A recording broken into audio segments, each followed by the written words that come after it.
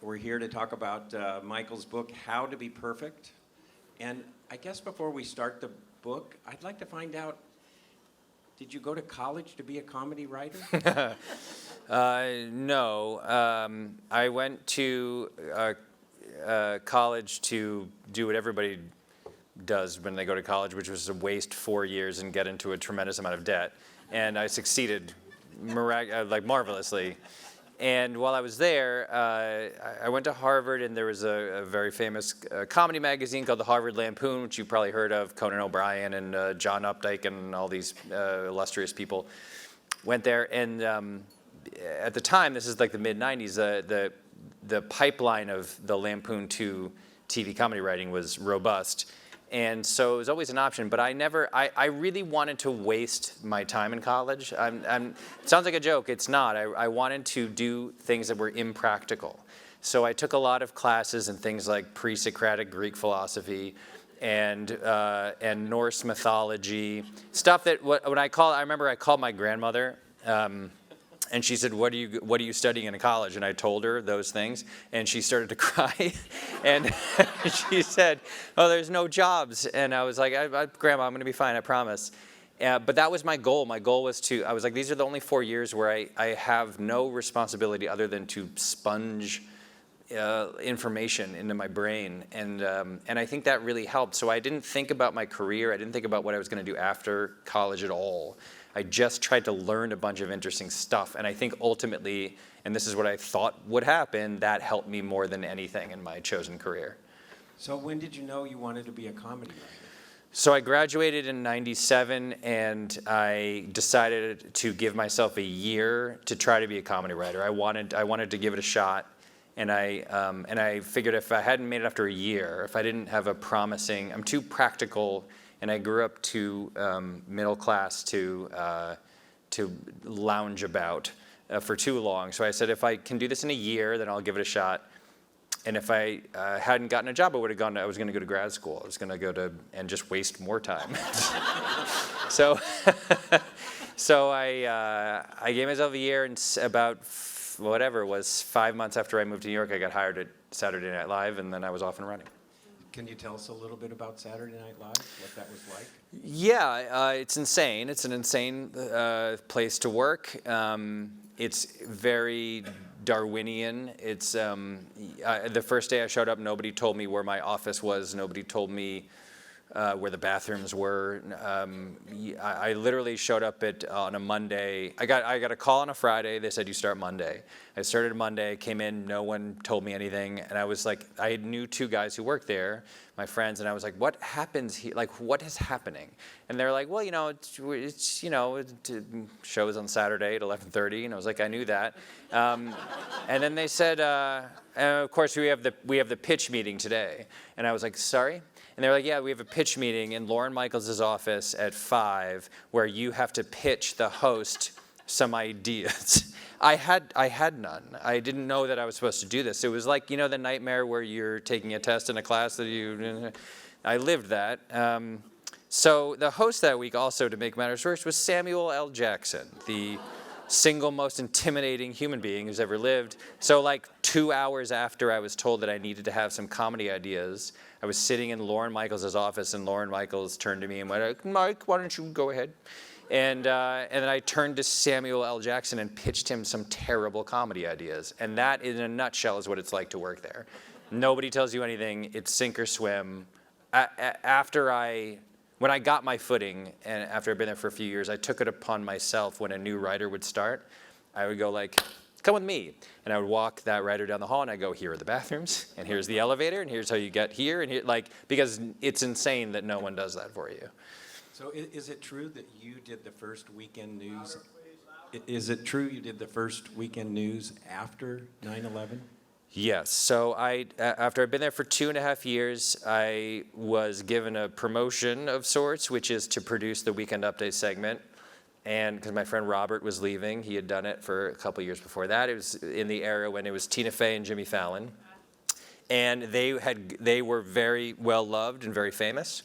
And I was like, this job is so cushy. This is great. I have my own little unit, 3 writers, Tina and Jimmy, two excellent comedians. All I have to do is pick the best jokes, and I get a raise. This is fantastic. And then 9/11 happened, and suddenly the funny news segment of SNL became the scariest, weirdest, most difficult to navigate thing. And looking back on it now, I kind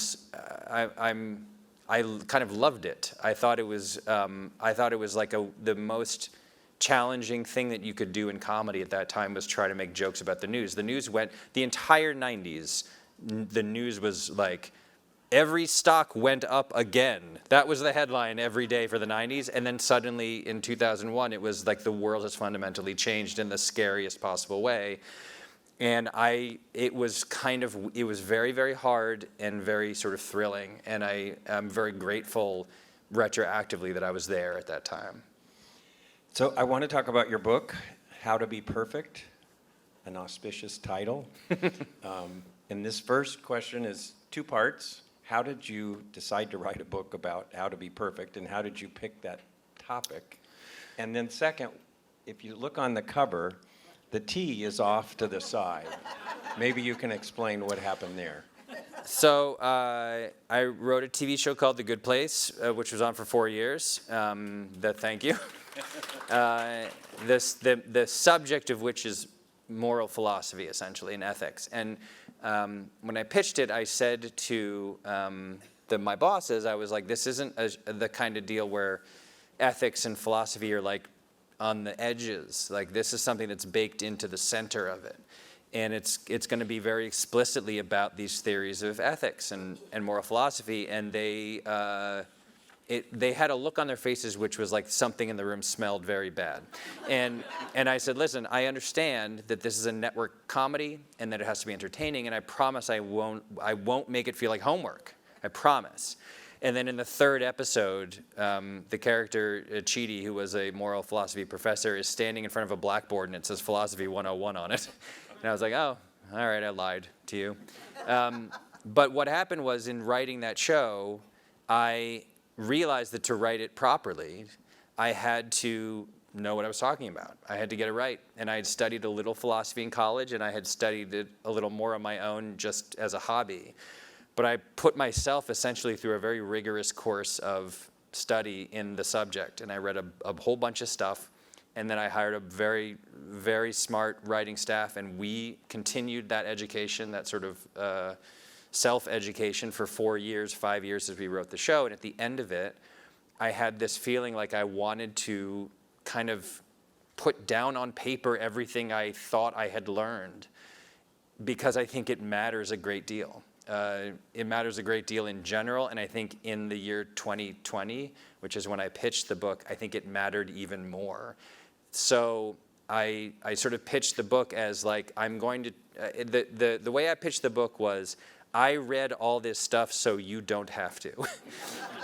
And I was going to make it as accessible and entertaining and enjoyable as I could make it for a layman, which is what I was when I started, essentially, to understand the theories, what they say, how they purport to help us become better people. And the T was like, that's Simon & Schuster's marketing people came up with that idea. And I was like, that's really clever. Do that. So there wasn't more to it. I thought maybe it was placed over here so it would show the book wasn't perfect. Well, that's the idea, yes. Yeah. That's the joke, is that obviously, the original title of the book that I came up with was How to Be Good, which I thought was a funny title. It's like, it's very funny you could pick up a book that teaches you how to be good. But then I was worried that people wouldn't read that as a joke. And so I was like, oh, it should be How to Be Perfect, because then everyone will now know that I'm kidding. And then they came up with the idea of like, to hammer home the fact that this is comedic, let's make the cover have a design flaw. And for a while, one of the other options was that the whole thing was like crooked, and it was running off the page. Thought that was clever too, but I really like this design. I thought it was It's well very done. clever, because I have to tell you, I didn't see that. Oh, really? At first, until I think about a week ago when I was sitting down to talk to you, and I looked and there was a T. So I figured there was something to it. Steve Carell, who I worked with on the show The Office, did I can't remember whether it was a publicity, like a billboard for the movie The 40-Year-Old Virgin, or whether it was like an article about him timed to that release. But it was like this very funny, like glossy magazine photo where he was like perfectly coiffed and his makeup was perfect and he was sort of like dashingly sort of staring off into the distance. But the joke was that he had cut himself shaving and there was a piece of toilet paper stuck to his cheek and he didn't seem to notice. And it was, I remember thinking like that is the essence of who that guy is as a performer. And this book jacket I think is like the book equivalent of that joke, you know? It's great. So I want to read something. It's in the table of contents. It says Part 1, in which we learn various theories about how to be good people from the three main schools of Western moral philosophy that have emerged over the last 2,400 years, comma, plus a bunch of other cool stuff, comma, all in like 80 pages. Mm-hmm. So we don't have time to digest the full 80 pages. So in 5 minutes, can you tell us about the three Western moral philosophies? I've got this down, 3.5. All right, so there, in the last 2,400 years, essentially three big capital T theories about how to be good people. First is Aristotle. It's called virtue ethics. He believed that there are certain virtues like generosity and courage and congeniality and things like that that we are all trying to find and have. But we can't just find them or have them. We have to have them in the exact right amount. He called that amount the mean, sometimes referred to as the golden mean. And the idea was his process is essentially trial and error. You are in a situation that requires courage. You act, and then you think, was I too courageous? Because if I'm too courageous, I become reckless. And if I'm not courageous enough, I'm a coward. And we don't want to be reckless or a coward. We want to find that perfect middle ground. Same thing with generosity, same thing with friendliness, whatever it is. So his process is essentially an endless checking in and trial and error to try to find the exact right amount of each of these different virtues that he wants us to have. Now, the utilitarianism, very popular for a while in the 18th, 19th centuries. It basically says you do whatever does the most good for the most people. The more good it does, the more happiness it creates, the better an act it is. You want to create happiness, you don't want to create sadness and badness. And very simple to understand. It's the one that when you're in college and your professor explains it, you're like, done, let's do that one. That one's simple, I get it, it's easy. Problem is if everything you do has to maximize happiness for people, then you yourself start to deny yourself what it looks like a normal human life. Because instead of just like going to lunch with your friend, you hear about hurricane victims in Puerto Rico, and you say to your friend, I'm sorry, I can't have lunch, I have to go help the hurricane victims, and because that will help more people and make more people happy. And you start denying the basic, what we think of as like what makes a good life, which is companionship and you know, things that make you happy, right? So that kind of fell out of favor. And the last one is deontology, which is Immanuel Kant, an extremely exacting and precise Prussian gentleman who said that what happens is you encounter a situation and you stop and you enter some kind of solitary metaphorical chamber of pure thought, and you discern a rule for how to act. And the way you do that is you say, would I want to live in a world, essentially, where everyone would do what I am about to do? And if the answer is no, you can't do it. So you have to like discern this rule that means that like this is the thing that I would want everyone to do in this situation. And then you act only in accordance with the dictate that you follow that rule. So it's just this incredibly intellectual and extremely exacting process, which is essentially impossible to attain. If you watch The Good Place, Chidi, the character Chidi is a strict Kantian, and that's why he's super annoying and no one wants to hang out with him. So it's essentially the opposite of utilitarianism, because utilitarianism only cares about the result of the action, how much happiness did it create versus how much sadness did it create. And Kant only cares about, did you follow the strict dictates of this theoretical law or maxim that you discerned? And the results are irrelevant. So for Kant, if you follow the right rule that you have discerned, and everything goes terribly wrong, it doesn't matter. You're off the hook. You did what you were supposed to do because you followed the rule that is the universal maxim. Whew. How did I do? You did great. We could all walk away after, 4 minutes and have a degree in philosophy. No loans. Great. We're great. Yeah. So You all owe me $350,000. 10% interest on it. So what I love about your book, and it's why there's so many people here, is your shows show it, your books show it. You're a great storyteller. And Thank you you. can merge serious with humor. So I want to talk about some of the stories in the book. The first is your wife's car accident. She didn't get hurt, but this fender bender and this moral dilemma that turned into. If I have an origin story, like a supervillain origin story for why I have been obsessed with moral philosophy for most of my adult life, this is it. So my wife is crawling along in LA traffic. She bumps into the guy in front of her at 1 mile an hour. They get out. There happens to be a cop nearby. He looks it over. I don't see any damage here. They exchange information. Anyway, they go on their way. The guy then calls us and says that he's taken his car to a shop and they have to replace the whole fender and it's $836. I have just moved to LA a year earlier. I grew up in the Northeast. I never had a car. I lived in New York for 7 years. I never had a car. I moved to LA and the whole world revolves around cars, which I think at this point is ridiculous. I don't understand why people are obsessed with cars. Cars are metal boxes that move you from one place to another. You want to get the safest and maximally efficient car. And people who are fastidious about their cars, I still to this day don't understand it. I have washed my car 6 times in the 25 years I've lived in California. Why? Who cares? It's dirty. Who cares if your car's dirty? So I get incensed. And I go and I look at this guy's car and I get down on my hands and knees and I squint and I shine a flashlight at his fender and I can I can see a tiny little line, little pencil crease. The way I describe it in the book is like if you're hanging something on your wall and you put 2 brackets up and you draw like a light line with a pencil between them. It was that, but somehow less damage.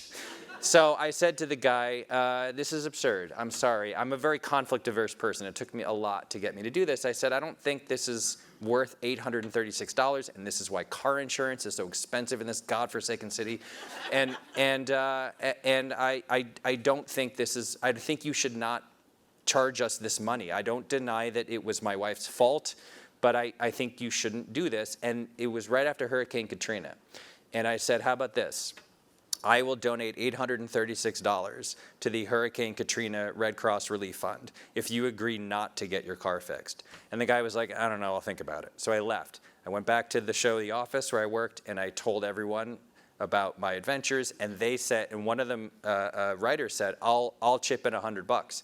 And someone else said, I'll chip in $50. I'll chip in $200. So suddenly I was getting it was like a telethon. I was getting donations.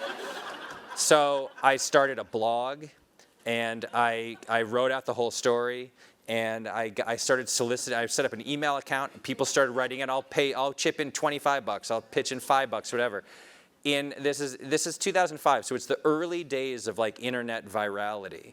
And in 24 hours, there was something like $18,000 pledged to the Red Cross if this guy would agree not to get his fender fixed. Very weird situation. So it kind of goes viral. I get media requests from Good Morning America, NPR, The New Yorker wanted to write a talk of the town about it. And I was like, it was incredible. I felt powerful. I had these delusions of grandeur, which were that were the following thoughts. Number one, I am the smartest and best person who's ever lived. Number two, I'm going to save New Orleans all by myself. I'm going to save the city of New Orleans. And it just exploded, and it got up to $25 or $28 or $30,000. And I came home, and I told my wife about whatever had happened on day 2, and she started to have this sickening feeling. And she said, I feel bad about this. And I instantly said, I do too. This is terrible. What are we doing? This is wrong. But we didn't know why. That was what was really bothering me. I knew that there was something very, very wrong about it, and I didn't understand what it was. And I realized at some point that there was a question of ethics here. By the way, the guy knows none of this is happening. The guy is just at home eating dinner. He has no idea that the internet is on fire. So I couldn't sleep, and I literally Googled what is ethics, and I started reading theories of ethics, papers that people had written about shame, which there are a lot. And that night at 3 in the morning, I sent emails to professors, professors at Stanford and Yale and the UCLA and anyone I could think of. And then they wrote back, because it turns out philosophy professors love talking about philosophy. Like, they will talk about philosophy at the drop of a hat for any reason at any moment. You can shake a philosophy professor awake at 4 in the morning and say, like, I have an ethical problem. They'll be like, let's get into it. So I slowly untangled what I had done that was wrong, and what I had done essentially amounted to I was publicly shaming this guy. And shame, Aristotle writes about shame and says that there's actually some value in shame, because a person who has no shame has no sense of disgrace. We can probably all think of some fairly prominent figures in America for whom that is true. And then I also read about, thought about Aristotle's virtues, and I thought, like, well, whatever the mean is of whatever virtue I'm seeking, I'm way off the deep end here, right? Like this guy, this is a fender bender, and now I'm like going on Good Morning America and raising $30,000. Like, what am I doing? So I basically went down the 3 categories of ethics and thought, like, think about Kant for a second. Would Kant will a world where there can be a maxim that says anytime there's a very minor dispute between 2 people, one of the parties is allowed to reach out into the world and grab an unfolding disaster and drag it into the argument and say, how dare you care about this thing we're disputing when there's a war in Bosnia? Of course that's not okay. That world wouldn't make any sense. No one could function in a world like that, because every time you borrowed $5 from your sister and your sister said, hey, can you give me that $5 I owe you? You would say, are you out of your mind? Look what's happening in the Middle East. Like, that's not a reasonable world. So I realized that I had blown it, and I called the guy on the phone, and I explained the whole story. It was awful. I walked him through every blunder I had made and every mistake that I had tripped into. And I said, I wrote him, before I called him, I wrote him a check and I mailed it. And I said, I sent you the check already. It is up to you what you do with the money. I am not going to tell you what to do with the money. Please use it however you wish. And he said, well, maybe I'll donate some of it to the Red Cross. And I was like, I would love it if you would, but you're under no moral obligation to do so. And I really, like, it really sent me reeling, because I realized 2 things. Number one, that I have never been more sure that I was right on day 1, and never more sure that I was wrong on day 2. And if that's possible, then everything in my life since then, every time I feel sure of something, I realize that there is a possibility that tomorrow I will feel exactly the opposite way. And so I never leap into anything in a moral situation, because it was so shocking to me to feel as sure as I was before I realized what was going on, and then as sure as I was the other way, that it was that I had screwed up. And the other thing that I realized was that this was not going to be the only time in my life when I encountered a very weird, tangled moral conundrum. We all face them all the time. Like, whether we choose to wrestle with them or engage with them, that, your mileage may vary. But I was like, this is going to happen again. Something like this is going to happen again. And if I don't arm myself with a thorough understanding of these theories and what they say, I'm going to screw up again. Now, I'll probably screw up anyway, even if I do know these theories, but at least I will have some kind of foundation, some scaffolding that I can climb and not be so at sea. And so that was the moment. That moment in 2005 is like if I carbon date my interest in this subject, it's that moment. And for the last 20 years, I've sort of been studying it nonstop. So that's why this book is so good, because it's full of stories like that. It gives us kind of an insight into your mind and your shows. So let's do one more, okay? Sure. Because this is a big moral dilemma. Tipping at Starbucks. Oh, yeah.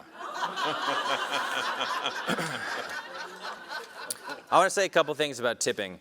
The story that he's referring to is one of the earliest moments when the show, The Good Place, started to percolate was I went into the same Starbucks every day, and I got the same thing every day. It was medium coffee. I refused to call it grande. I don't know why. It's like my own tiny rebellion against corporate culture. it was $1.73. I gave the barista $2, and I would put the 27 cents in the tip jar, except I didn't just do that. I waited until the barista turned back around so that the barista could see me putting the 27 cents in the tip jar. And on the 300th time I had done this, I had a very clear thought, which is like, this is so embarrassing. Like, I want some kind of credit. I want a moral credit. I want that person to think of me as a nice person who tips 27 cents after buying a cup of coffee. And then I started asking my friends, like, do you do this? And they were all like, oh yeah, we do that. And then I thought, like, what is this thing that is inside us that demands a reward for doing something good, right? You go to a museum and you see the donors to the museum on the wall, and it's, you know, famous person, rich person, anonymous, and you're like, I want to be that. I want to be anonymous. Like, that's the highest in the Jewish faith. That is the highest level of charitable giving, is you donate anonymously to someone who doesn't even know that you did it. And yet, that's really hard. I kind of think that we all, at some level, want credit when we do good things, right? And I spent a lot of time thinking about this, and I came to sort of what I think of as an interesting conclusion, which is like, so, you know, LeBron James or Oprah Winfrey or whoever, George Clooney, someone donates a lot of money, builds a school, does something fantastic with their wealth, and they do a special, Oprah does a special on TV about the school she opened or whatever. And my instinct is to go like, you're bragging, right? Like just do it and be anonymous and whatever. But then it's like, wait a second.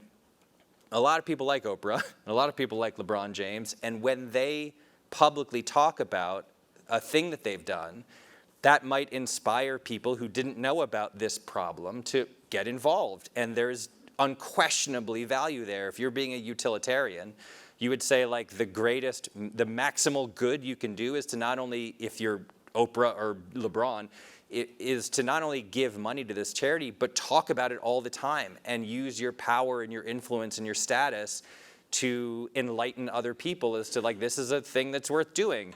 And so I kind of came to this, I thought the conclusion I was going to come to when I started writing that chapter was going to be like, don't be me. Don't be the guy who's like, I'm going to wait to throw 27 cents into a jar until the person gives me moral credit for it. But the conclusion I ended up coming to was like whatever works a little bit. Like if you, like, I think there is definite value in when you do something kind in reasonably and calmly talking about the fact that you've done it, because that's how word spreads. That's how people learn about important causes and might themselves be inspired to follow suit. So I don't know if you remember what you wrote on page 120 of your book. I do, yes. So it was about a trip you took to Paris with your wife, and you had this discussion throughout the entire trip about tipping. And how you're not supposed to tip in French, and you went on and on about it. Every place you went, it became a source of discussion and that. And so when you got off the plane on the way home, and I wrote here in the notes that I would like your wife because of what she says to you. You write, I did this so consistently that as we got off the plane at the end of the trip, your wife looked at you and said, did you tip the pilot? Yes. My wife is also a comedy writer, for the record. Did you tip the pilot? I did not, no. Okay. To be fair to me, and I don't write about this, it was 2005. We got married in 2005, and the world did not love America in 2005 because of the Iraq War. Oh shit, is Karl Rove here? If he's here, don't say anything. I was legitimately scared. Not scared, but ashamed to be an American at that moment in Europe, and so this is a whole other chapter I could have written. Was like I was a little bit like trying to like pay for the sins that I determined my country was committing, but also it should be noted I would have done it anyway because I have a fear at some level of being seen as a person who isn't a certain way, and that is a flaw. That's a character flaw. Like I'm not bragging about this. That's a character flaw that I have.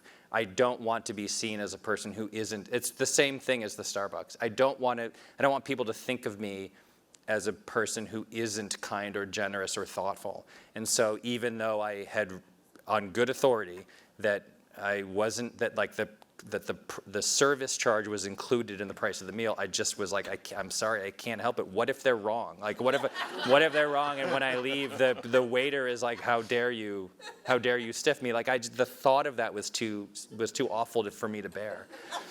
So there's another part on 120 that I love, and at the last paragraph, you talk about how you continued this discussion about tipping with your friends, and I wrote, really? Do you still have friends? Incredible, isn't it? It is. Yeah, there's still people who can bear to hang out with me. So another story. Should I return my shopping cart to the cart thing way over there? I've spent literally thousands of hours mulling this over. So let me preface this by saying that the point of the book is that I don't have the expertise, the knowledge, I'm not an academic. I cannot actually discuss philosophical ideas with the rigor that is required in like even a graduate level philosophy class. That's not the point of this. The point of it was to say that in the course of our days, we encounter thousands of little tiny decisions, little interactions. We bump into people, we collide with them in the break room at work, in the shopping parking lot, outside the grocery store. And we have these negotiations we have to make all the time. We have considerations. Do we let this person in traffic? The light is turning yellow. How many cars can go left through the intersection when the light turns yellow, you know? These little tiny things that are not the most important thing happening in the world, but collectively, which can make the difference in you having a good day and a bad day. If you had a bad day, the chances are likely that like 28 of those little moments went against you, or that people did things that rankled you, and they add up. And I want to provide a roadmap for just making those collisions that we have with other people easier to negotiate. And one of them to me is this question.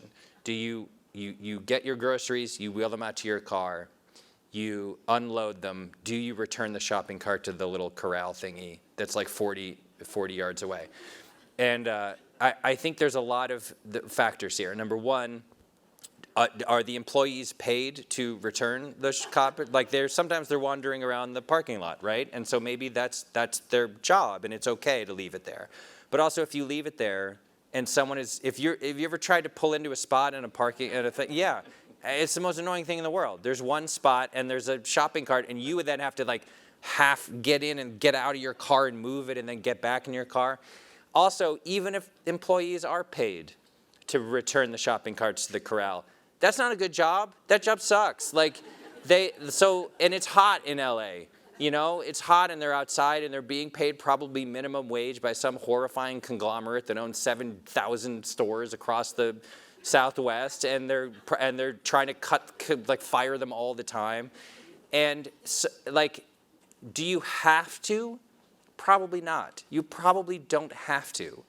But then the question becomes, should you? And that's a different question. Like, sometimes in the legal world, there's differences between I ought to, I should, I must, I have to. Like, there are degrees here. And the conclusion I came to, thanks to philosophy, was there's a writer named T.M. Scanlon who wrote this book that was a very important influence over The Good Place. And his theory is called contractualism. And it's basically, what he says is like, imagine that like you want to start a new society. And you have all these warring factions, and you think to yourself, like, we just have to survive. Like, we're very different people. There's a lot of very different opinions in this society, and we just have to figure out a way to agree to certain things so that we can coexist. So you bring one representative of each faction, and you sit them at a table, and they start pitching rules. And the rule that they pitch, if it's okayed by everybody, is adopted. And everyone has a veto, so anyone who pitches a rule that gets vetoed, we don't adopt that rule in our society. So what it does is it creates this floor, this minimum of all the basic stuff we can agree to as a society that we all adhere to, right? And what's sort of lovely about this idea to me is that what it suggests is no matter how different we are in this country or any other, there is some fundamental, agreed, shared morality that we will all accept and that we will all abide by. And that's a very comforting thought to me right now, more than ever, that we could, if we had to, find the floor and find the commonality, the basis for what unites us. And if you use, so you can use that theory to come up with certain rules for how to live. Once you do that, that's what you have to do, right? Everyone has to do that. And then in my view, what happens after that is you think like, okay, I have to do that stuff. What should I do? And the question of what should I do takes into other things into account. I am a very well-paid comedy writer who like sits in a room with his friends and makes fart jokes and gets paid tons of money. There are very few stresses on my life, very, very few. So when I'm in a situation like that, I should not think to myself, what did we contractually agree to? What is the floor? I'm going to meet the minimum and stay there. What I should think is, I don't have to be anywhere right now because it's 3 o'clock on a Thursday and the show I'm working on is on a hiatus, and the next thing on my schedule is I'm going to watch the Celtics game that starts at 7. So I can afford in my life to take 2 minutes and take this shopping cart and put it back over there in the corral. And by doing that, very minimal thing, I'm preventing a shopper from pulling into a space that has a shopping cart sitting in it, which is annoying. I'm helping the employee whose job it might be to put the shopping carts back in the corral, but that job sucks. And now that person won't have to clean up my mess. My grandmother always said, you leave the campground nicer than when you found it, right? You've all heard that? Like, clean up after yourself. It's a basic rule. It's a basic rule of human existence. It doesn't make a lot of sense to me that you take something out from a place, leave it somewhere else, and drive away. No, you make your bed, and you take the shopping cart back to the corral, and you do your dishes after dinner. And like, these are basic rules that I think a lot of us grew up with. So if you use a combination of theories here, and that is frequently the answer, by the way, it's not just virtue ethics or deontology or utilitarianism. Very frequently, it's like a little of this and a little of that and a little of this. I use contractualism to say, like, what's the minimum? And the minimum is to follow the basic rules that we have all agreed to. And then I think, like, okay, but me personally, me, Mike, what should I do in this situation or in any situation? And the answer to me is pretty clear, which is I got to take the stupid shopping cart back to this stupid thing and put it away because I can, and it doesn't, and me doing that doesn't hurt me at all, and it might help a lot of people in a very small way that might make their day like 1/3% better, and that's worth it.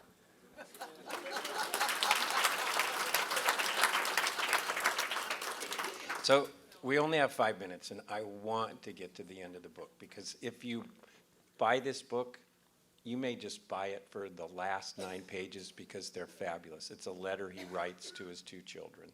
It's worth the price of the book just to read the last 9 pages. But I just want to ask one quick question about The Good Place, and then I want to have you talk a little bit about the letter you wrote to your kids. In writing The Good Place, was it your hope that a TV show could make us better? Boy, that's a big question. People don't like being lectured to. I say that after having just talked at all of you for 9 minutes. They don't like being lectured to. They don't like having a finger wagged at them, and they don't like it when anyone asserts that they know something that you don't, right? And so I wouldn't say that was my hope. I think my hope was to say that people would understand what I understood in those earlier moments of my life, which is to say, you know, when you encounter a situation and you don't know what to do, the smartest people who ever lived have written about it. And if you just get a little bit familiar with what they said, those moments in your life will be easier, and you will make other people's lives a little better instead of a little worse.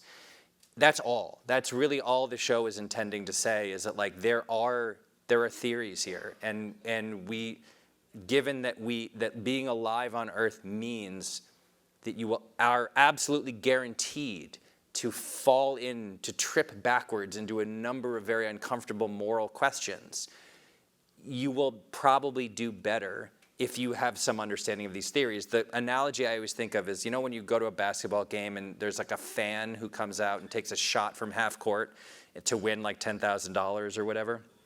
If you were told that you were going to do that next week, you would get a basketball and like go to the Y and just like, you would practice, right? Because you don't want to embarrass yourself. You don't want to screw up. You don't want to like be in front of 18,000 people and like throw an air ball in an embarrassing way that makes people laugh at you. You're probably never going to be in that situation, but you will be in a weird ethical conundrum with your friends or your coworkers or whatever. So practice, like learn these theories, learn what they're all about. Like don't throw an air ball when your friend asks you to like take care of their cat or whatever, and you have to negotiate that tricky situation. So that's all I was trying to do with the show, really. So we have 2 minutes. It's 9 pages. I was going to ask you some individual parts of it. What did you want to communicate to your kids in those last 9 pages? My kids are now 15 and 13. They were 4 years younger when I wrote the book. But I realized at some point in writing the book that what I was really doing was, I was like, if I get hit by a bus tomorrow, like what will my kids like understand I cared about and believed about? And so I decided that at the end of the book, I was going to say like, look, I know this stuff is hard. I know it's bone-crushingly boring sometimes. Like, don't try to read Critique of Pure Reason. I've tried 70 times. I've never made it through. And I wrote a whole TV show that purported to know what it was talking about. So I understand how difficult this stuff is, but I'm going to now rephrase it for you. I wrote it as if they could read it at that moment, which they eventually did. They didn't really say whether they liked it or not. I'm just realizing now. But it's basically like, look, this is what I think matters. That's all this is. This is what I think matters about the world. This is how I would recommend that as you grow up and you start encountering these stickier situations with other people, this is how I would recommend you should approach them. But the most important thing, honestly, about it, and this was a message that we had in the show too, was the most important thing is that you try. Like, you can be a person who cares whether or not you do a good job in when you encounter an ethical conundrum, or you can be a person who doesn't care. And there's plenty of people who don't care. There's plenty of people who like don't care to learn this stuff and will never learn it. The only really important step is to decide to be a person who cares one way or the other whether what you're doing is good or bad. As soon as you make that decision, then it's just a question of degree. How much do you want to learn? How much do you want to try? How much do you want to practice? But you can't get better at it unless you decide you're going to be one of the people on earth who cares one way or the other, whether you're doing something good or bad. And so that's really the message of the letter. The message of the book and the show and the letter I wrote to my kids is, just decide to be a person who cares whether or not what you're doing is good. That is the most important thing you can do on earth, I think.